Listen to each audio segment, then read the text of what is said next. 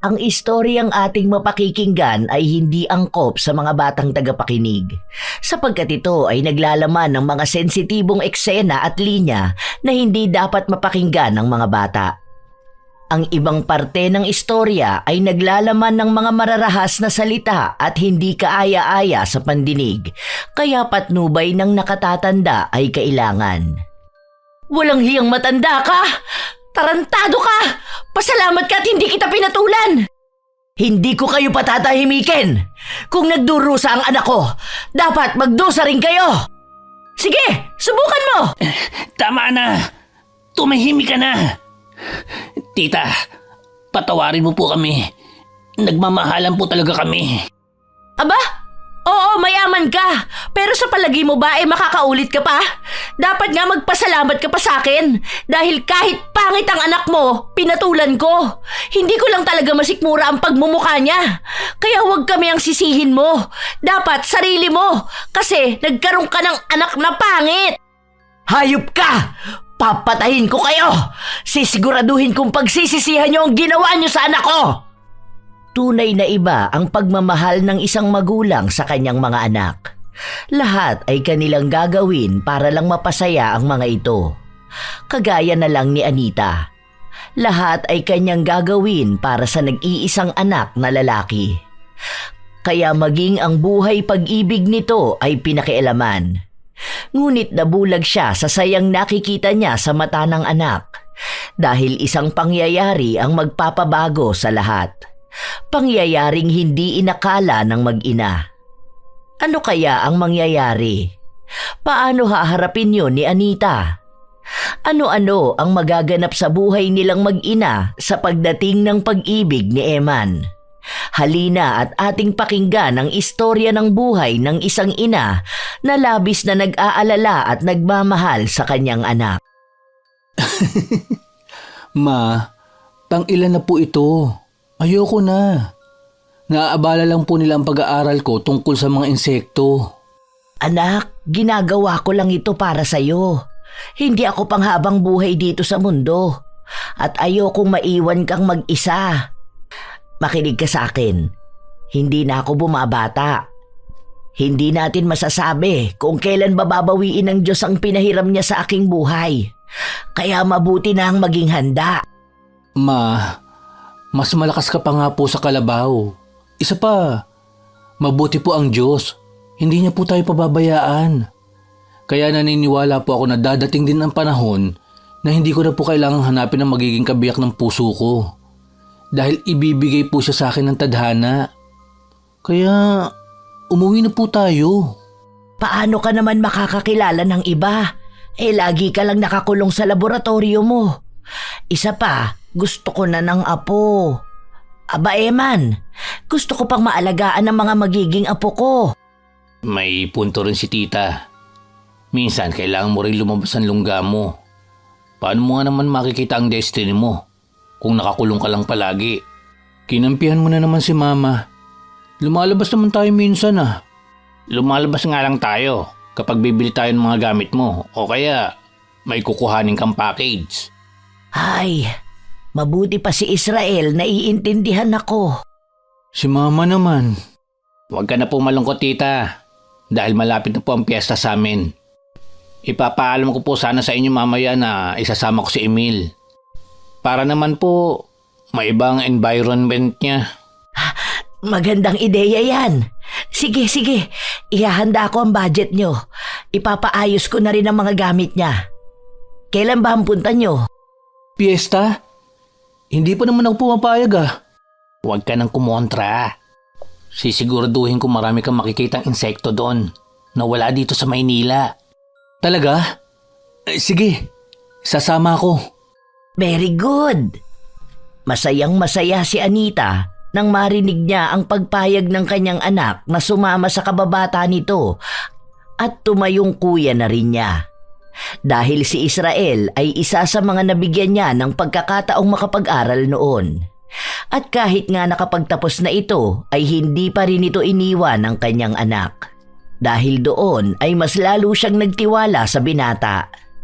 Lumipas lang ang 1 linggo at umalis na nga ang dalawa.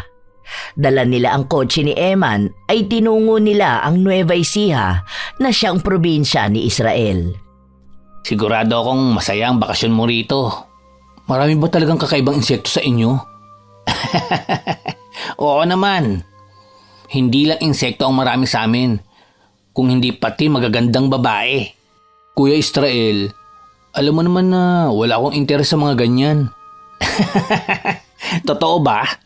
Bata pa lang ako, kilala mo na ako. Kahit kailan, hindi ako nagkagusto sa isang babae.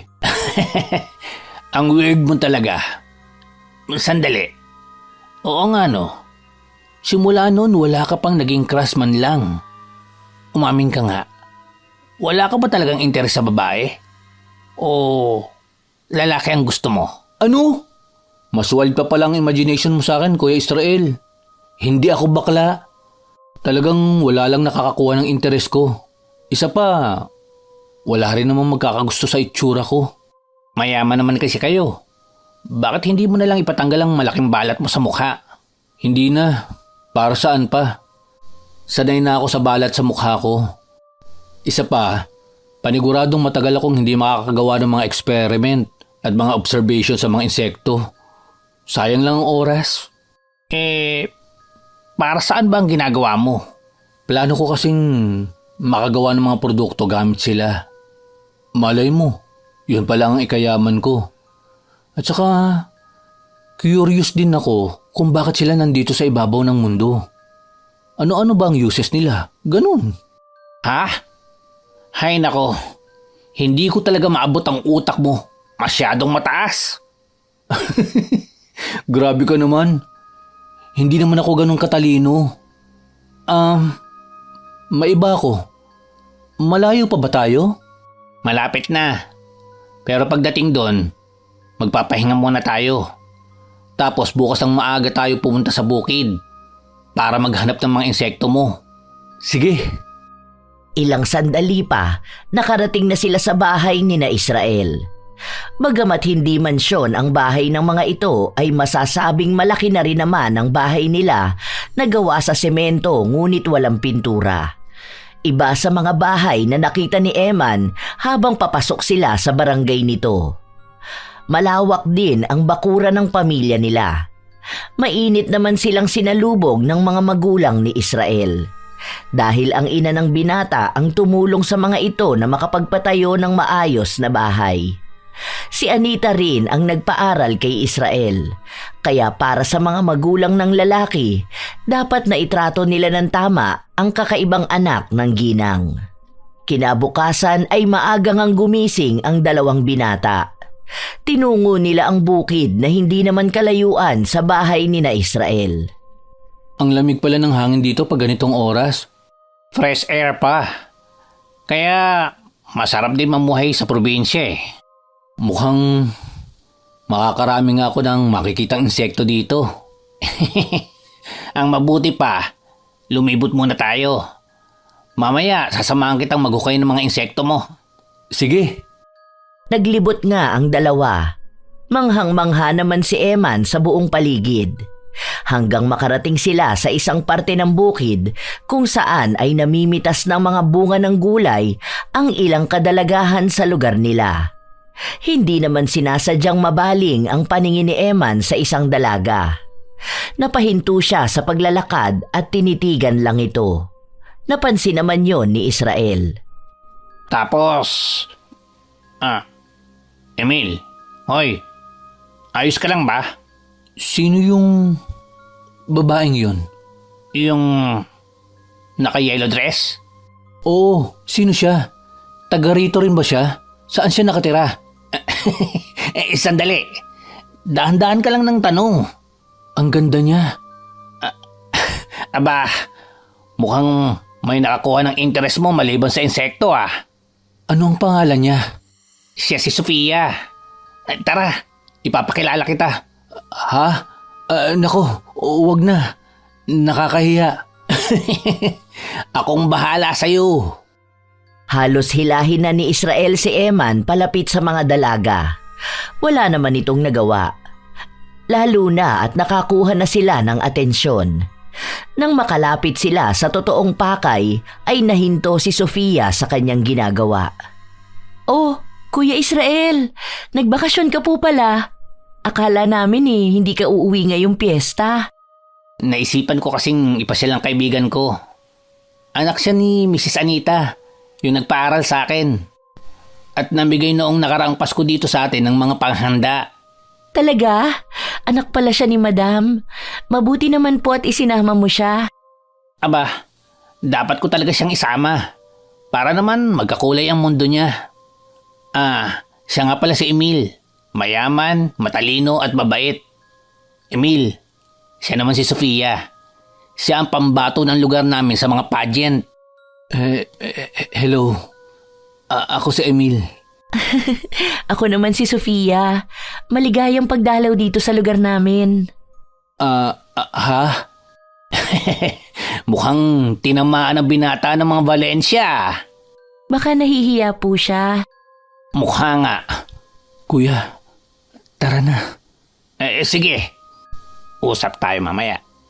Sa kanilang pag-alis doon ay sakalang ngumisi si Sofia. Dahil talagang nag-ayos siya nang malamang kasamang uuwi ni Israel ang anak ng mayamang nagpaaral dito. Naikwento na kasi noon sa kanya ng lalaki na hindi pa kailanman ito nagkagusto sa kahit kaninong babae. Kaya naman sinubukan niya ang kanyang karisma at mukhang epektibo yun. Habang ang dalawang binata naman ay lumayo na sa kanila at nagsimula ng maghanap ng mga insekto. Pagsapit ng gabi ay masinsina namang kinausap ni Eman si Israel. Mukhang ang lalim ng iniisip mo . May problema ba? Hindi ka ba natuwa sa dami ng nakuha nating mga insekto? Masaya. Bakit ang lalim ng buntong hininga mo? Ano ba ang gumugulo sa isipan ng isang Emil Valencia? Ngayon ko lang din kasi naramdaman ito. Kaya hindi ako sigurado. Tungkol ba kasi saan? Baka makatulong ako. Kilala mo naman ako, di ba? Wala akong hindi kayang gawin. Kanina, doon sa may bukid. Anong mayroon sa bukid? Yung dalagang ipinakilala mo sa akin, si Sofia. Nang makita ko siya kanina, parang biglang kumabog ang dibdib ko. Isa pa, hindi na rin siya mawala sa isipan ko. Ito ba ang sinasabi ninyo sa akin ni Mama noon na attraction? Tinamaan ka kay Sofia. Well, hindi naman nakakapagtaka yun. Dahil maganda naman talaga siya. Pero kawawa ang pamilya nun. Sobrang hirap ng buhay nila. Kaya hindi rin nakapagtapos sa pag-aaral si Sofia. Ganun ba? Bakit hindi sila lumapit noon kay Mama? Di ba may sponsorship program naman si Mama rito sa inyo? Hindi yata siya nakapasa sa entrance exam. Pero gusto mo siya? Ngayon ko palang naramdaman ito. Para ako nasa ulap kapag naaalala ko ang mga ngiti niya. Tapos, hindi ko mapigilan ang sarili ko na isipin siya bawat minuto. Yahoo! Binata ka na! Ano? Liligawan mo ba? Gusto mo tulungan kita? Ha? Ligaw? Nako, huwag na lang. Natatakot ako na baka hindi niya rin ako magustuhan. Ang ganda niya. Ang pangit ko naman. Dahil sa balat ko sa mukha. Ano ka ba naman? Hindi pa nga nagsisimulang bakbakan, sumusuko ka na. Isa pa, madali lang palambutin ang mga babae. Talaga? Paano? Uy, gusto mo rin naman pala . Ang babaeng katulad ni Sofia, mahilig sa mga magagandang bagay. Saka, kapag mabait ka sa kanila, malaking puntos yun. Magagandang bagay? Katulad ng ano? Bulaklak, alahas, pagkain, ganun. Yun lang? Pero sa tingin mo ba magugustuhan niya ako? Kahit ganito ang itsura ko? Oo naman. Matalino ka, mayaman, mabait. Ano pa bang hahanapin niya? Pero dapat galante ka. Para sureball na mapana mo ang puso niya. Sigurado ka ba? Huwag kang mag-alala. Sagot kita. Ilalakad kita kay Sofia. May 2 araw pa naman tayo para maligawan mo siya. Kung ganun, samahan mo ako bukas. Bibili tayo ng mga bulaklak, alahas at mga prutas. Sure. Matapos ang kanilang pag-uusap, pumasok na ang dalawa. Masaya namang natulog si Eman. Nasasabik na siyang simulan ang panliligaw na gagawin para sa nag-iisang babae na nakakuha ng kanyang atensyon at interes. Kinabukasan, maaga pa lang ay lumakad na ang magkaibigan. Totoong bumili sila ng gintong alahas, bulaklak at mga prutas. Pagkatapos nun ay tinungo na nila ang tahanan ni na Sofia. Labis na naawa si Eman nang makita ang bahay ng dalagang kanyang napupusuan. Tagpi-tagpi lang yun. Maliit at mukhang hindi kakayanin kapag humangin ng malakas. Napaisip tuloy ang binata kung anong tulong ang kanyang gagawin para sa pamilya ng dalaga. Nasa ganoong pag-iisip siya nang biglang lumabas si Sofia. Kuya Israel? Eman? Anong ginagawa niyo rito? Kilala mo ko? Pinakilala ka sa akin kahapon ni Kuya Israel, di ba? Oo nga pala. Para nga pala sa'yo. Ha? Para sa akin? Hindi ko naman kaarawan ngayon Kunin mo na. Manliligaw ang boss ko sa'yo. Kaya maiwan ko muna kayo. Nasaan nga palang tatay mo? Makikipagkwentuhan muna ako. Nasa likod po, nagsisibak ng kahoy.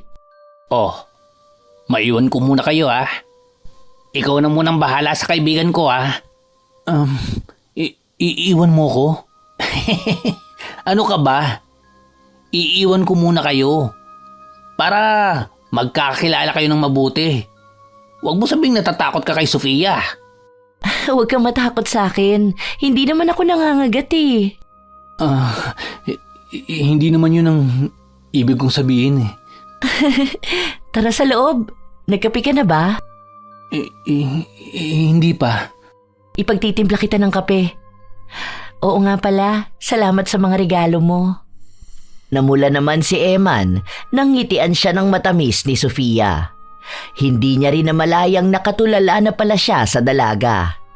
Natauhan na lang siya nang hilahin siya ng dalaga papasok sa loob ng bahay nito. Pagpasok ay pinaupo lang siya ng dalaga at nagmamadali itong nagtungo sa kusina. Kaya nagkaroon ng pagkakataon ng binata na malibot ang kanyang paningin. Labis na awa ang kanyang nadama nang makita ang kalagayan ng bahay ng mga ito. Maliit lang yon, kapansin-pansin din na halos walang gamit doon. Ilang sandali pa ay dumating na si Sofia na may dalang isang tasa ng mainit na kape. Magkape ka muna. Salamat. Ang galante mo naman, Eman. Mahal ang mga gintong alahas. Ngayon lang ako nagkaroon ng ganito. Tapos may bulaklak pa at prutas. Nagustuhan mo ba? Sinong hindi magugustuhan ng mga ito? Maraming salamat dito Masaya akong marinig na nagustuhan mo ang mga regalo ko. Nais ko sanang ligawan ka. Yun ay kung ayos lang sa'yo. Bakit naman hindi ako papayag? Sa lahat ng manliligaw ko, ikaw lang ang nagregalo sa akin. Hindi malaman ni Eman ang kanyang sasabihin para magtuloy-tuloy ang kanilang pag-uusap. Nahihiya pa rin kasi siya sa dalaga. Hindi niya rin maiwasang titigan ito sa mukha. Mukhang naramdaman naman ni Sofia na nahihiya pa ang binata. Kaya siya na ang nagbukas ng usapan. Oo nga pala. Taga Maynila ka, di ba? Maganda ba ron? Oo, taga Maynila ako. Pero hindi naman ako masyadong lumalabas ng bahay. Hindi ka pa ba nakakarating doon? Mahirap lang kami. Wala ring dahilan para pumunta ako ng Maynila. Gusto mo bang makarating ng Maynila? Kung magkakaroon ako ng pagkakataon, bakit hindi? Gusto ko nga ring maghanap ng trabaho. Sabi kasi nila, malaki ang sahod doon. Hindi sa lahat. Nagpatuloy lang ang dalawa sa kanilang pag-uusap. Hindi na rin nila namalayang inabot na sila ng tanghali. Kung hindi pa bumalik si Israel at inaya siyang umuwi, ay tila hindi niya mapapansin ang oras. Parang ayaw na nga niyang matapos pa ang kanilang pag-uusap ng dalagang itinatangi. Pero wala siyang magawa. Nahihiya rin siya sa magulang ng dalaga. Sa kanilang pag-uwi ay kinausap niya si Israel tungkol sa isang tulong na nais niyang ibigay sa pamilya ni Sofia. Kuya, sa palagay mo ba papayag si mama na tulungan ko sila Sofia? Anong klaseng tulong? Gusto kong ipaayos ang bahay nila. Kahit simple lang. Lalo na at nalalapit na naman ang tag-ulan. Mukhang malaki ang tama mo kay Sofia. Sa bagay, maganda si Sofia. Panalo talaga kapag sinagot ka niya.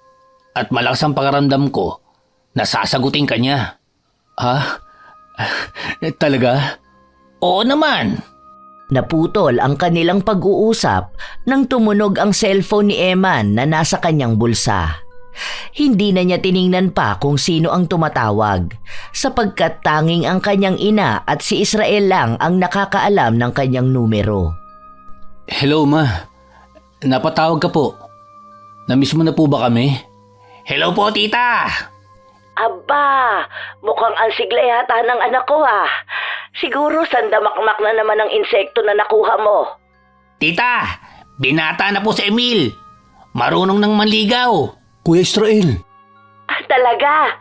Sa wakas, dyan mo lang pala matatagpuan ang babaeng magpapatibok ng puso mo. Kung alam ko lang, lagi tayong nagpupunta sa Nueva Ecija. Ma naman. Bakit ka nga po pala napatawag? Wala lang. Mangangamusta lang sana ako. Nakasaga patuloy ako ng magandang balita. Ay, ma. May ihilingin po sana ako. Ano? Magpapakasal ka na? Magkakaapo na ba ako? Ma. Hindi po. Nanliligaw pa lang po ako. Ano pa lang sasabihin mo? Inuunahan mo po kasi ako eh.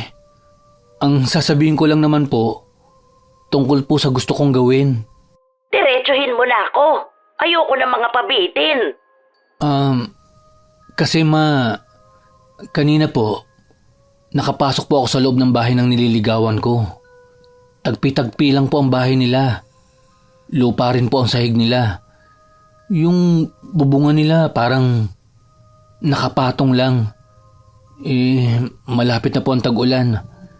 Gusto ko po sana silang tulungang mapaayos ang bahay nila. Yun lang ba? Ay, wala problema sa akin. Magta-transfer ako sa bank mo, ha? Ipaayos mo ang bahay. Sige, siguraduhin mo rin na hindi matitibag ng hangin o bagyo ang ipapagawa mo. Nako! Ibig mo pong sabihin, ma, ayos lang po sa inyo? Oo naman, anak. Naranasan ko rin ang mahirap na buhay noon. Naranasan kong mawalan ng tahanan dahil sa bagyo. At nangako ako na kapag may nangangailangan ng tulong ko ay tutulong ako. Gets mo? Thanks, ma. The best ka po talaga, tita. Kaya po bless kayo. Kasi hindi po kayo madamot sa blessing. Naman!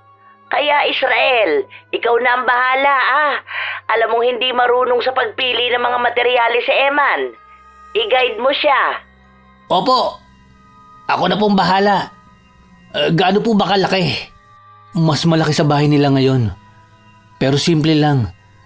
At masasabing totoong bahay. Noted. Bukas, kausapin na natin sila. At para maganda ang paalam mo kay Sofia. Dahil sa susunod na araw, uuwi na tayo. Yun nga ang ginawa nila kinabukasan. Kinausap nila ang magulang ni Sofia. Halos hindi makapaniwala ang mga ito. Panay din ang pasasalamat nila sa binata. Kaya kaagad nilang sinimulan ang pagpapagawa. Nang sumapit na ang gabi ay solong nag-uusap sina Sofia at Eman. Plano na kasing magpaalam ng binata. Maraming salamat, Eman. Hindi ko alam kung paano ko maibabalik ang tulong na ito. Sa 24 na taon kong nasa ibabaw ng mundo, ngayon lang kami nakaramdam ng kapanatagan. Maliit na bagay, Sofia. Isa pa, nalalapit na ang tag-ulan. At batid kong hindi safe ang bahay niyo. Tumatanda na rin ang mga magulang mo.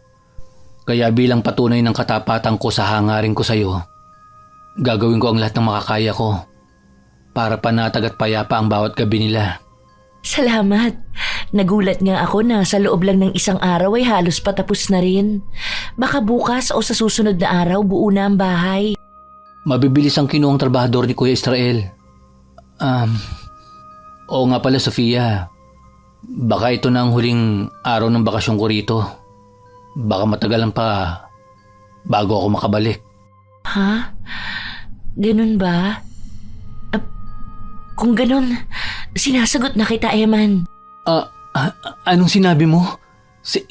Sinasagot mo na ako? Sigurado ka ba? Kahapon lang. Oo, sinasagot na kita. Alam ko mabilis ang pagdedesisyon ko, pero natatakot ako na makakilala ka pa ng iba sa Maynila. At sigurado ako na gusto rin kita. Iba naman na ang panahon ngayon. Hindi na uso ang matagalang ligawan. Ano kaya kung sumama ka na lang sa amin sa Maynila? Papakiusapan ko si Mama. Natulungan ka makapag-aral kahit vocational lang. Ha? Talaga? Yun ay kung papayagan ka ng mga magulang mo. Oo naman. Napakaswerte ko talaga at nakilala kita. Niyakap ni Sofia si Eman ng mahigpit. Bagamat nagulat ang binata ay ginantihan niya ang yakap na yon ng kanyang nobya. Yun naman ang inabutan ni Israel. Hoy, lovebirds! Kakain na tayo! Opo, nandyan na. Tara, ipapaalam kita sa mga magulang mo. Masayang pumasok ang mga ito sa dating bahay ni na Sofia na tagpi-tagpi. Hanggat hindi pa natatapos ang pagtatayo ng bagong bahay ng mga ito, ay hindi na muna pinatatanggal ni Eman ang bahay. Nang nasa hapag na sila, ay hindi na nag-aksaya ng panahon ang binata at ipinaalam sa magulang ng kanyang nobya ang kanilang pinag-usapan. Kaagad namang pumayag ang mga magulang ng dalaga. Kaya naman kinabukasan, bumiyahe pa uwi ang mga binata kasama ang dalaga. Ay, welcome home, boys! Kumusta ang bakasyon? Hello po, tita. Ma, Oh, may kasama pala kayo. Ma, siya po pala si Sofia. Girlfriend ko po. Girlfriend? Hello. Ako ang mama ni Eman. Hello po. Kumusta po kayo? Hay, buhay pa naman. Tara sa komedor. Paniguradong nagugutom na kayo. Sumunod naman sila kay Anita.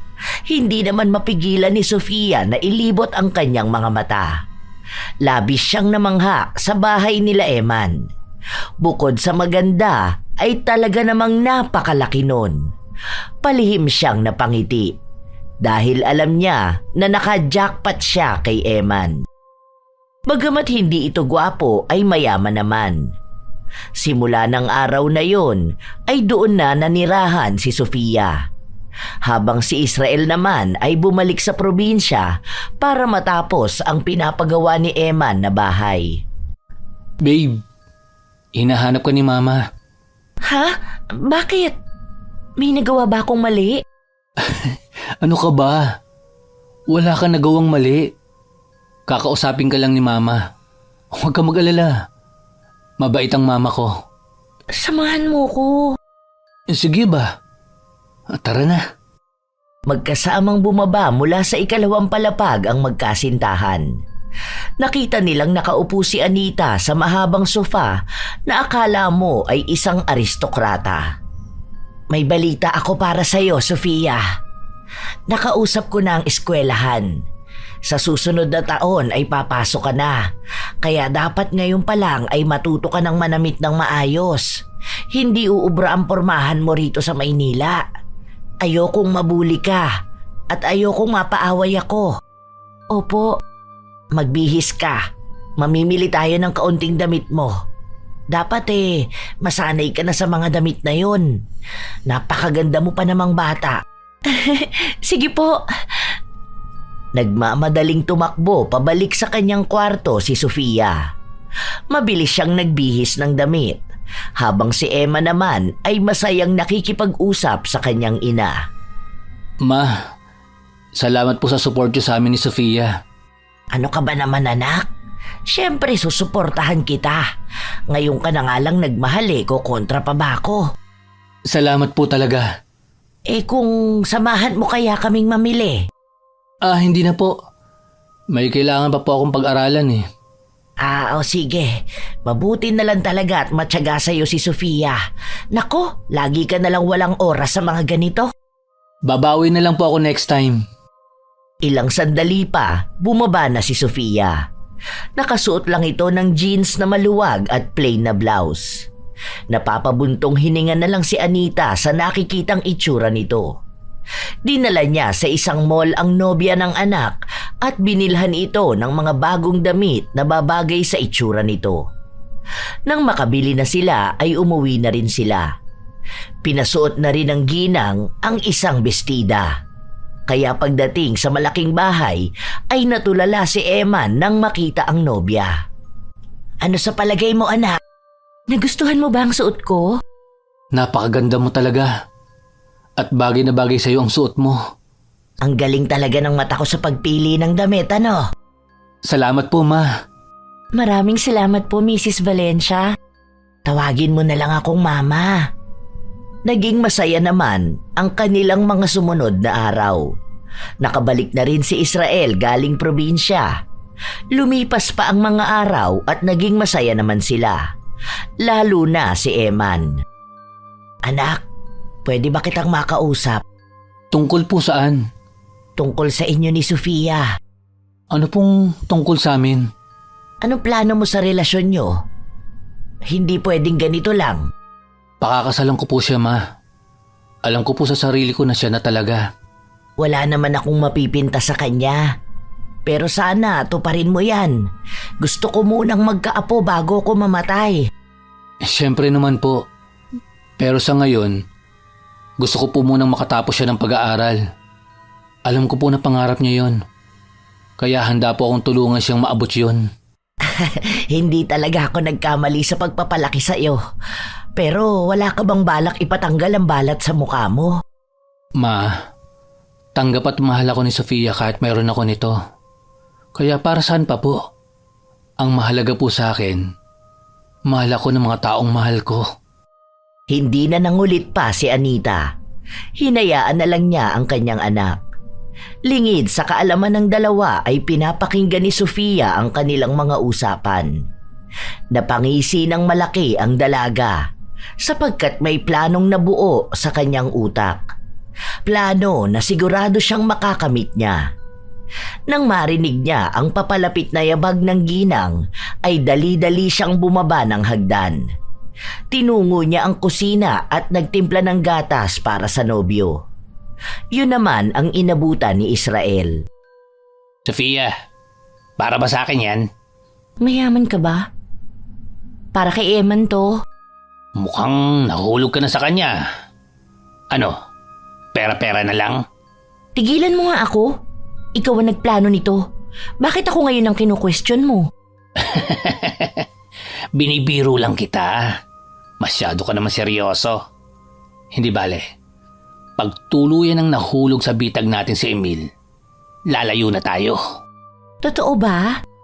Oo naman. Alam mong mahal na mahal kita, Sofia. Ang tagal ko ngang nagnasa sa'yo. Isa pa, para sa future natin to. Promise mo yan ha? Oo, konting tiis na lang. Grabe na nga ang pagtitiis ko eh. Nakakadiri na. Minsan nga, iniisip ko na lang na ikaw ang hinahalikan ko. Dahil sa tuwing nakikita ko ang pagmumukha niya, nasusuka ko. Mabuti na lang talaga at mapera siya. Kaya nga, pag sapat na ang pera natin, lalayo na tayong dalawa. Magsasama na tayo. Kaya huwag ka nang mag-alala. Sa totoo lang, may naisip akong plano para mapabilis ang pag-alis natin dito. Plano? Anong plano? Basta, magtiwala ka lang sa akin, babe. Ikaw talaga, babe. Sige na, dadaling ko lang to kay Eman. Love you, babe. Inirapan lang ni Sofia si Israel bago niya dinampot ang isang baso ng gatas. Nilagpasan lang niya ang binatang kasabwat. Muli ay pumanhik siya at kumatok sa pinto ng kwarto ni Eman. Pasok. Hi, babe. Di na lang kita ng gatas. Alam kong pagod ka na dyan sa ginagawa mo. Ang sweet naman ng babe ko. Ganyan kita kamahal. Patikim nga ng timpla ng babe ko. Tinungga ni Eman ang gatas na tinimpla ni Sofia.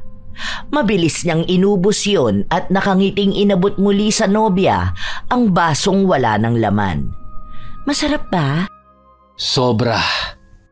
Mas lalong lumaki ang pagkakangiti ni Sofia nang makita niyang ininom nga ni Eman ang gatas na kanyang dala. Sa isip-isip niya ay sigurado na ang kanyang tagumpay.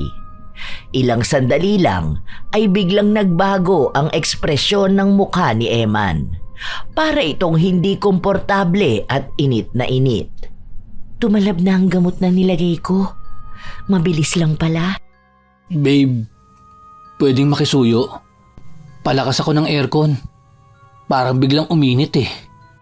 Pero sa halip na gawin yun ni Sofia, ibinaba niya ang strap ng kanyang suot na spaghetti strap na dress. Mapang-akit na lumapit siya kay Eman at dahan-dahang hinaplos ang labi ng nobyo hanggang sa dibdib. Babe, anong ginagawa mo? Nakikita ko sa mga mata mo na ito ang gusto mo.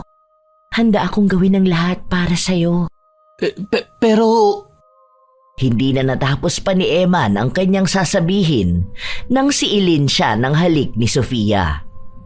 Dala ng init na nararamdaman ay hindi na nagdalawang isip ang binata na gantihan ang mapusok na kilos ng dalaga. Nang hindi na mapigilan ng binata ang nais ng kanyang katawan ay binuhat niya si Sofia at maingat itong ibinaba sa kama. Doon ay isa-isa nilang tinanggal ang kanilang mga damit. Kasama na ang mga saplot na nakatakip sa masisela nilang bahagi. Nagpatuloy sila sa halikan. Naging mapangahas na rin si Eman. Gigil na gigil niyang nilalaro ang dibdib ng nobya habang hindi pinuputol ang kanilang halikan. Yun naman ang inabutan ni Anita. Nagkunwari naman si Sofia na itinulak ang nobyo at tinakpan ang sarili. Ano to, Eman? Hindi kita ganito pinalaki. I'm sorry po, ma. Hindi ko po alam kung anong nangyari sa akin. Hindi ko po napigilan ang sarili ko. Sorry, babe. Napuwersa yata kita. Ginusto ko rin naman eh. Pumayag din ako. Tiwala naman ako na hindi mo ko itatapon lang. Ano ba kayo, mga kabataan kayo? Hindi na kayo nag-iisip. Ikaw, Sofia, ano na lang ang sasabihin sa akin ng mga magulang mo? At ikaw naman, Eman, hindi pwedeng ganito. Pakakasalan ko po si Sofia. Yun ay kung papayag po siya. Hindi pwedeng hindi. Paano na lang kung mabuntis siya? Papakasalan mo ko? Oo, pakakasalan kita. Pumapayag ka ba? Oo, pumapayag ako. Nagyakapan ang dalawa, ngunit inawat yon ni Anita. Ay nako, maglubay kayo. Magsibihis na muna kayong dalawa at mag-usap tayo tungkol sa kasal. Dalian nyo! Mabilis namang kumilos ang magnobyo. Isinuot nila ang nagkalat sa sahig na damit nila. Labis naman ang sayang nararamdaman ni Sofia sapagkat nagtagumpay siya sa kanyang plano. Ang pikutin ang nag-iisang tagapagmana ng Valencia. Sa kanilang pagbaba ay inabutan nila si Anita na palakad-lakad sa sala. Mababakas ang pagkadismaya sa mukha nito. Ma, Ganito, bukas ay mamamanhika na tayo. Kailangan ay madaliin ang kasal ninyo. Dahil wala ng isang buwan ay magsisimula na ang klase ni Sofia. Israel, ihanda mo ang mga dadalhin natin. Pasensya na po kayo. Nangyari na. Wala na tayong magagawa. Ano ba ang plano nyo? Kasal sa simbahan o sa west lang muna? church wedding po. Kung ganun magiging abala ko sa paghahanda. Huwag mo na pong abalahin ang sarili mo, Ma. Kaya na po namin ni Sofia to. May ipon naman po ako. Bahala ka! Nag-walk out si Anita at nagtungo sa kanyang silid. Hindi pa rin siya makapaniwala na mahuhuli ang kanyang anak na may ginagawang immoral. Habang ang tatlo namang naiwan ay nag-uusap. Kasalan na kaagad? Parang kailan lang kayo nagkakilala. Ang bilis talaga ng panahon. Ikaw ang best man ko. Wala naman akong pagpipilian eh. Ako lang ang kaibigan mo. Galit kaya sa akin si Mama? Ano ka ba? Hindi galit yun. Nabigla lang siguro siya. Oo nga. Ano nga palang ihahanda ko bukas? Ikaw na ang bahala. Hindi ko naman alam kung paano ba mamanhikan sa lugar ninyo. Simple lang, babe. Kailangan may ibibigay kang baboy bilang regalo sa mga magulang ko. Yun lang? Sa isang mahirap na kagaya namin, malaking bagay na yun. Hindi. Maghanda ka ng 2 baboy, mga prutas, gulay, at 5 milyon. 5 milyon? Sa ngayon, yun pa lang ang maireregalo ko sa mga magulang ni Sofia. Pero nais ko rin bumili ng isang set ng alahas. Para naman sa babe ko. Babe, sobra-sobra naman yun.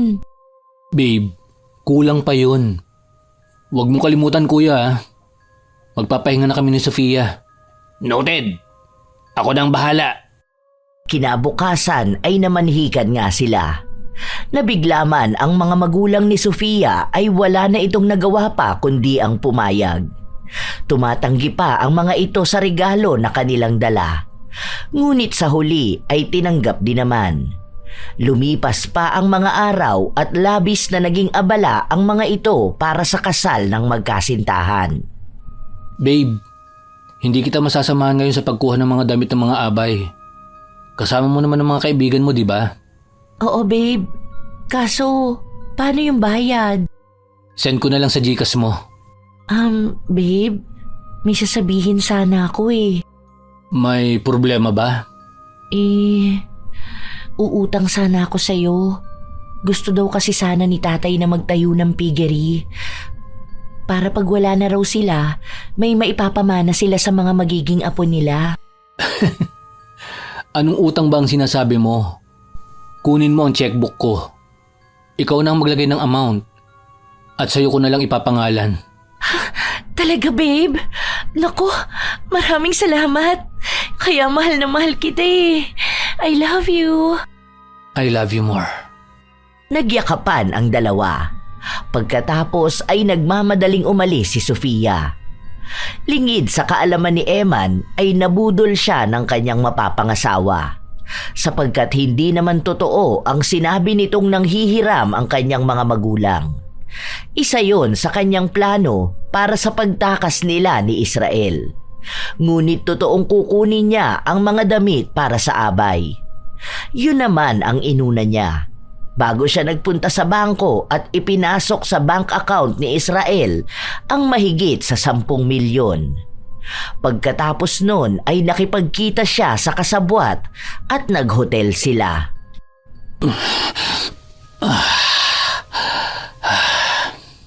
Ang sarap mo talaga, babe. Sayang, hindi ka man lang matitikman ni Emil. Gago ka ba? Ano naman palagay mo sa akin? Makate? Mukha lang akong pera, no? Pero kahit kailan, hindi ko inasa maging puta. Oo, Huwag ka nang magalit. Nagbibiro lang naman ako eh.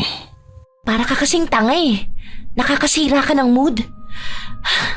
Leche, Maiba ako. Kailan mo iiwan si Emil? 3 araw na lang naman. Kaya konting tiis na lang. 3 araw? Hindi ba kasal niyo yun? Ano bang akala mo? Magpapakasal talaga ako kay Eman? Wala akong plano. Isa pa, sasapat naman na ang lahat ng nakuha ko. May mga alahas pa ako. Kaya makakapagbagong buhay tayo. Mas malaking pera sana kung magpapakasal ka sa kanya. Gago ka talaga. Sa oras na magpakasal ako sa kanya, hindi na tayo makakapagpakasal. Bobo lang. Naisip ko lang kasi na baka bilyon pa ang makuha natin sa kanya kapag natuloy ang kasal niyo. Ay nako, bobo ka pa rin. Nasa Pilipinas ka, walang divorce dito. Oo nga pala, nakabili na ako ng kondo sa Makati. Doon ka na dumiretso. Kasi ako, kailangan kong dumalo sa kasal-kasalan niyo. Mahirap na. Baka pagdudahan pa ako. Fine. Tumayo si Sofia at pumasok sa loob ng banyo. Nang makapag-shower na ito ay kaagad siyang nagbihis at inaya ng umalis si Israel. Tara na. Mauna ka na. Ayoko may makakita sa ating iba. Baka mamaya, mahuli pa tayo. Sige, dediretso na ako sa malaking bahay. Isko. Ay, tumigil ka nga. Masisira pa ang lipstick ko sa'yo eh. Wala nang nagawa pa si Israel nang nagmamadaling umalis na si Sofia. Pagkalabas ng dalaga sa motel ay hindi sinasadyang makita siya ni Anita. Labis namang nagtaka ang ginang. Kaya hininto niya ang kanyang sasakyan at balak sanang ikutan ang dalaga. Ngunit sunod-sunod na busina ang kanyang narinig. Kaya wala siyang nagawa kundi ang tumuloy sa kanyang pupuntahan. Inisip na lang niya na namalikmata lang siya. Tatanungin na lang niya mamaya ang kanyang manugang kung ano ang ginagawa nito sa lugar na yon. Sofia, nagpunta ka ba sa Parañaque? Po, Ma, ano naman po ang gagawin niya ron? Out of way po yun sa pinagpatahian namin ng mga gown. Parang siya kasi yung nakita ko eh. ay naku, baka nagkakamali po kayo, Mama. Ano naman po ang gagawin ko ron? Lumabas lang po ako kanina para sa mga damit. Ah, ganun ba? Baka nga namalikmata lang ako. By the way, nakausap ko na ang catering. Maayos na ang lahat. Mukhang ito na talaga. Umaayon talaga ang lahat. Kaya babe, magsisikap ako para sa magiging pamilya natin. Malaki ang tiwala ko sa'yo. Baka bukas nga pala ang dating ng mga pinsan ko at ng mga magulang ko. Great! Ipinaayos ko na ang mga guest room. Kaya anytime ay pwede na silang pumunta. Salamat po. Wala yon. Pamilya na tayo. Sofia, gusto ko lang na mangako ka na hindi mo sasaktan ng anak ko. Makakaasa po kayo. Kinabukasan nga ay dumating na ang pamilya ni Sofia. Walang kamalay-malay ang mga ito sa kalokohang gagawin niya. Lumipas pa ang 3 araw. Sumapit na ang pinakahihintay ng lahat, ang pag-iisang dibdib nila ni Eman. Dahil na rin sa tradisyon ay naunang nagpunta ng simbahan si Eman, habang si Sofia naman ay abala sa paghahakot ng mga alahas na regalo sa kanya ng mag-ina. Habang sa simbahan naman ay naroon na ang lahat. Na-traffic yata si Sofia. Late na siya ng kalahating minuto ah. Baka nga po. Traffic pa naman po paglabas sa village. Baka nga, naipit po siya. Tatawagan ko siya. Naiinip ka na ba? Baka naman tama si tita. Pero nag-aalala na ako sa kanya. Relax ka lang. Hindi ka naman tatakasan ni Sofia. Nandito ang buong pamilya niya. Kaya hintay lang tayo. Lumipas pa ang mahigit 1 oras, pero wala pa ring Sofia na dumarating.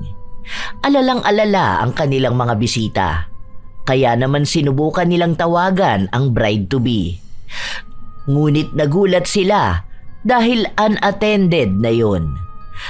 Dala ng pag-aalala ay kaagad na nag-utos si Anita sa kanilang katulong na silipin si Sofia kung naroon pa.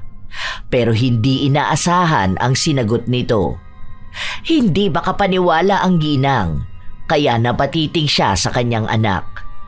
Pagkababa ng tawag ay nilapitan niya ito. Ma, anong sabi nila, Manang? Wala na daw si Sofia sa bahay. Ma, baka napaano na po siya. Tumawag na po kaya tayo ng pulis. Wala na rin ang lahat ng gamit niya, anak. Pati ang mga alahas na ibinigay natin. Sa palagay ko tumakas na siya. Hindi po totoo yan, Ma. Sabihin mo po nagbibiro ka lang. Totoo ang sinasabi ko. Israel, pauwiin mo na ang mga bisita. Hindi na tuloy ang kasal. Nang marinig yun ay umiiyak na nagtatakbo si Eman. Sumakay siya ng taxi at umuwi. Halos madapa pa siya sa kamamadaling tinungo ang silid ng kanyang nobya. Ngunit parang gumuho ang kanyang mundo nang makitang nakabukas ang lahat ng drawer at cabinet nito at wala ng mga laman. Hindi siya makapaniwala sa nangyayari ng mga sandaling yun. Lumipas pa ang mga araw matapos ang mga pangyayaring yun. Sinubukan pang hanapin ni Eman si Sofia, pero talagang hindi niya ito mahanap. Habang si Israel naman ang inutusan ni Anita na ihatid ang pamilya ng dalagang hindi sinipot ang kanyang anak. Dahil sa nangyari ay labis na naapektuhan si Eman. Nandyang nagwawala ito. May pagkakataon pa na sinubukang magpakamatay ng binata. Hanggang isang araw ay nagulat na lang si Anita nang makitang aalis si Israel ng 10 oras ng gabi gamit ang kotse. Kaya naman sinundan niya ito. Ngunit hindi niya inaasahan ang kanyang matutuklasan. Anong ginagawa niya rito ng ganitong oras? Nasagot ang katanungan ni Anita nang makita niya si Sofia na yumakap kay Israel. Labis siyang nabigla. Kaya naman dahan-dahan siyang bumaba sa kanyang sasakyan at nagtago sa isang puno na malapit sa dalawa. Doon ay pinakinggan niya ang usapan ng mga ito. Babe, ano ba ang meron?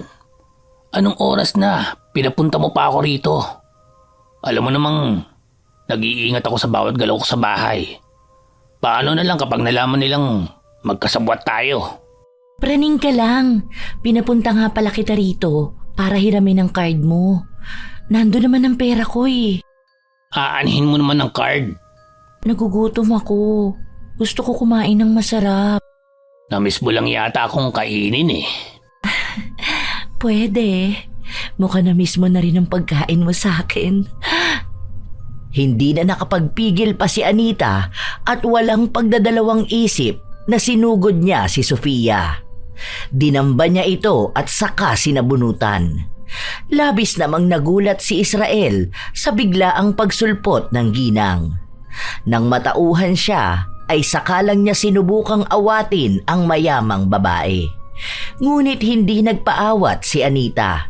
Pinanggigilan pa niya si Sofia at minura-mura ito. Tangina ka! Ang landi mo! Paano mo nagawa sa anak ko to? Papatayin kita! Putsang matanda ka! Bitiwan mo ako! Bitiwan mo ako! Aray! Tarantado ka! Gago! Tama na po. Ang kakapal ng mga pagmumukha niyo! Binihisan ko kayo! Tapos ganito pa ang ginawa niyo sa anak ko! Nagmamahalin po kami. Bobo ka talaga! Tulungan mo kaya ako! Puwersahan namang hinila ni Israel si Anita. Dahil doon ay napaghiwalay niya ang dalawa. Pero hindi pa tapos ang ginang.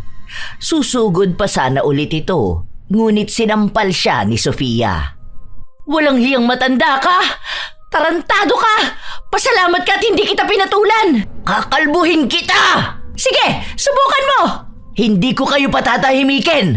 Kung nagdurusa ang anak ko, dapat magdusa rin kayo! Tama na. Tumahimik ka na. Tita, patawarin mo po kami. Nagmamahalan po talaga kami. Aba? Oo, mayaman ka. Pero sa palagi mo ba makakaulit ka pa? Dapat nga magpasalamat ka pa sa akin. Dahil kahit pangit ang anak mo, pinatulan ko. Hindi ko lang talaga masikmura ang pagmumukha niya. Kaya huwag kami ang sisihin mo. Dapat sarili mo. Kasi nagkaroon ka ng anak na pangit. Hayop ka! Papatahin ko kayo! Sisiguraduhin kong pagsisisihan niyo ang ginawa niyo sa anak ko! Ngumisi lang si Sofia at nagmamadali nang umalis. Hahabulin pa sana ito ni Anita, pero pinigilan siya ni Israel at hindi sinasadyang naitulak. Pagkatapos nun ay iniwan din siya nito. Dali-dali siyang tumayo. Pagdating sa bahay ay dumiretso siya sa basement. Bagamat maraming sapot ang sumalubong sa kanya, ay hindi niya yon alintana. Dahil wala siyang ibang naiisip kundi ang gantihan ang dalawa. Kung akala nyo nanalo na kayo, pues ipapamukha ko sa inyo na nagkamali kayo ng kinalaban. Akala ko hindi ko na magagamit ang kakayahan ko. Matapos ko makaganti sa mga taong pumatay sa asawa ko. Pero mukhang kayo pa ang naging daan para bumalik ako sa gawain ito. Pagdating sa pinakababa ng basement ay kaagad na nilapitan ni Anita ang isang baul na punong-puno na ng alikabok. Mula doon ay naglabas siya ng 2 itim na kandila at mga garapong naglalaman ng iba't ibang hayop. Kinuha niya rin ang libro. Pagkatapos ay inangat niya ang sapin sa harap ng baul. Doon ay tumambad sa kanyang harapan ang isang bilog na may simbolo sa gitna na nakaukit. Humanda kayo! Sinindihan niya ang 2 kandila. Itinirik niya yon sa kanyang harapan. Pagkatapos ay binuklat niya ang kanyang libro at malakas na binasa yon. Matapos mabasa ang nakasulat sa libro, ay malakas na binanggit niya ang buong pangalan ng 2 taksil. Habang ang 2 naman ay nagtatalo dahil sa nangyari. Tarantado ka! Pinabayaan mo ako! Gago! Wala kang bayag! Hinayaan mo ang gurang na yun na sabunutan ako! Anong gusto mong gawin ko? Saktan ko nagpaaral at nagbihis sa akin. Isa pa, gumanda ang buhay ng pamilya ko dahil kay Tita Anita. At sa nangyari kanina, akala mo ba'y makakapasok ka pa sa buhay nila? Ang tanga-tanga mo! Hindi mo man lang namalayang nasundang kanya! Sumusobra ka na! Aray! Ang sakit ng tiyan ko! Hindi mo ako maloloko! Mokong na to! Gagawin pa akong kagaya niya! Buisit! Makaligo na nga lang! Pagpasok ng banyo ay plano sanang maghilamos ni Sofia. Pero nagulat siya nang makita ang kanyang refleksyon. Nagbabalat ang maganda niyang mukha. Hindi lang siya basta nagbabalat dahil may mga puting uod din na gumagapang doon. Kaya naman sumigaw siya ng malakas. Ngunit walang Israel na lumapit. Kaya tumakbo siya palabas ng banyo. Doon ay inabutan niya ang walang malay na binata. Lumolobo rin ang mga paa at kamay nito. Dahil laki siyang probinsya ay may duda na siya kung ano ang nangyayari sa kanila. Kaya naman tinawagan niya ang kanyang pamilya at pinapahatid sa mga ito ang magaling na albularyo sa kanilang lugar. Iyon ay si Lolo Dencio. Lumipas pa ang halos 1 oras at dumating na rin ang matanda. Gising na rin si Israel. Salamat naman at dumating ka na. Gamutin mo na kami. Kararating ko lang. Hindi ko kayo basta pwedeng gamutin. Dahil walang saysay kung hindi natin alam kung sino ang ating kinakaharap. Ang dami mo pang sinasabi. Dalian mo na nga lang. Saka kilala ko kung sinong may gawa sa amin ito. Iisa lang naman ang nakaaway namin eh. Kung ganon, sabihin mo sa akin ang pangalan. Si Mrs. Valencia. Ano ang ginawa niyo sa kanya? Paano niyo nagalit ang isang mabait na taong kagaya niya? Wala ka ng pakiron. Ang mabuti pa, gamutin mo na kami. Pasensya na. Mukhang hindi ko kayo matutulungan. Malaki ang utang na loob ko sa ginang. Siya ang dahilan kung bakit buhay pa ako. Kaya, ipagpaumanin niyo. Leche! Sinayang mo ang oras ko! Kung wala ka palang maitutulong, umalis ka na rito! Walang silbi! Nagkamali kayo ng binangga. Wala kang pake! Sa tingin ba niya natatakot ako? Isa pa, makakahanap din kami ng makakagamot sa amin. Hindi lang naman ikaw ang albularyo sa mundo. Bahala ka. Huwag mo akong sisisihin kapag may nangyaring masama sa inyo ng kasabwat mo. Sa pagtalikod ng matanda ay naghihiyaw na naman si Israel sa sakit ng kanyang tiyan. Nagtutubig na rin ang pamamaga ng kanyang paa at kamay. Kasunod nun ay ang paglobo ng tiyan ng binata. Habang si Sofia naman ay hindi na napapansing unti-unting nalulusaw ang kanyang mukha. Habang sa malaking bahay ay napansin ni Eman na nakabukas ang basement na laging nakakandado noon. Kaya naman bumaba siya at doon ay naabutan niya ang kanyang ina. Ma, ano pong ginagawa mo? Para sa'yo ito! Napaatras si Eman nang makita niya si Anita na may hawak na isang ahas na may laslas ang leeg. Pinapatak ng ginang ang dugo nun sa isa na parang bao at umuusok ang laman sa bawat pagtulo ng dugo. Pagkatapos ay bigla na lang umapoy yun. Kasabay nun ay ang pangingisay ni Israel. Labis namang nataranta si Sofia. Hayop na buhay naman to! Hoy! Israel! Tumayo ka dyan! Kailangan natin maghanap ng magaling na albularyo! Ngunit hindi talaga makatayo si Israel sapagkat lumobo na ng napakalaki ang tiyan, paa at kamay nito. Ilang sandali pa ay sumabog na lang bigla ang mga paa at kamay ng binata. Nabiyak naman ang tiyan nito at may lumabas na ahas na mabilis kumilos at tinuklaw si Sofia. Mabilis na natumba ang dalaga sa lakas ng kamandag nito. Kasunod nun ay pumulupot sa leeg nito ang ahas at paulit-ulit na tinuklaw ang mukha niya. Hanggang sa malagutan siya ng hininga. Magkaganon pa man ay wala kahit maliit na pagsisisi siyang nararamdaman. Habang sa malaking bahay ay labis namang natuwa si Anita. Sa wakas ay tapos na. Hindi ko inakala na matatapos ito ng ganito kadali. Ma, ano pong ibig mong sabihin? Wala anak. Halika na sa taas. Ililigpit ko lang ito. Ano po ba kasi ang ginagawa nyo? Gusto mo ba talagang malaman? Opo. Naaalala mo pa ba nung sinabi ko sa'yo nung bata ka pa na may kakayahan tayo? Na sa aking palagay ay dapat nang matigil. Pero sa ilang taon na yon ay hindi ko inakala na ganun pa rin pala ang lakas ko bilang isang mambabarang. Mambabarang? Akala ko po biro lang yun. Totoo po ba? Ipinaliwanag naman ni Anita ang ibig niyang sabihin.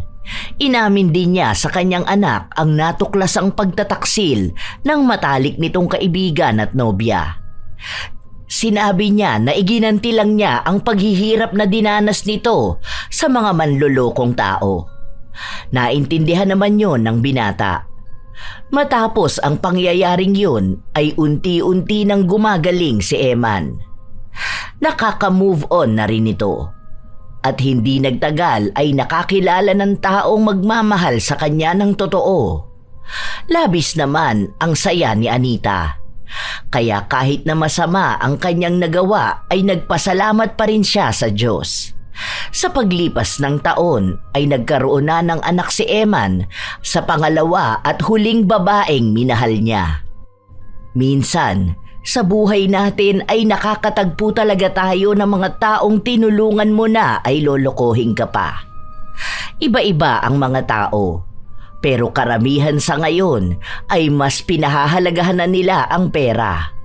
Isa pa, huwag nating kakalimutan na ang lahat ng maling ginagawa natin sa ating kapwa ay may kabayaran. Kaya piliin nating maging mas mabuting tao. Kaya hindi natin masisisi si Anita kung ninais niyang iganti ang ginawang panloloko sa anak niya. Lalo na at isa siyang ina na labis na nagmamahal sa kanyang anak. Lagi nating tatandaan na ibang gumanti ang isang ina. Pero masisisi ba natin siya? Huwag din nating kalilimutan na ang mabubuting tao ay iba kung magalit. Maraming salamat sa inyong lahat. Naway may napulot kayong aral sa ating istorya ngayong araw. Shout out sa ilan sa mga masusugid na tagapakinig ng mga istorya ni Lola Telang. Vicky Abut, Aldrin Daily Vlogs, Nida Kiambao, Joven Ocasla, Josephine Barrientos, Ondiano TV, Rosalia Ambos, Skyler and Yani TV, Barbie Lynn G, Bong Deza, Marie Chris Batalier, Anesita Esidto, Chona Sotis, Roxanne Sintos, Janice Zemato. Salamat sa pakikinig nyo, Loida Sadikon, Noyme Sadyang Abay, Mangyan Vlog, Lenny Obsena, Polonio Spam, Corazon Lagare, Estela Baday, Beauty and Your Best, Jane N, Lucille De Lima, Marilor Guevara at sa buong Guevara family, Grace Giabia, Sherlyn Huntilia, Roslyn Mangilin, Maria Therese Alimios.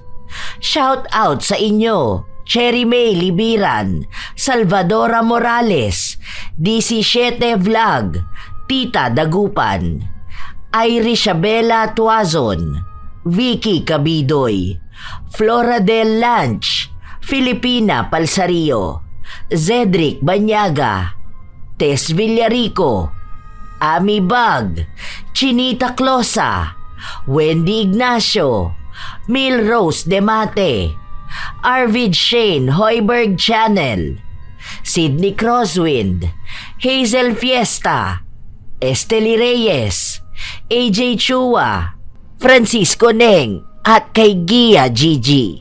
Ito ang inyong Lola Telang at maraming salamat sa palagi ninyong pakikinig mga apo.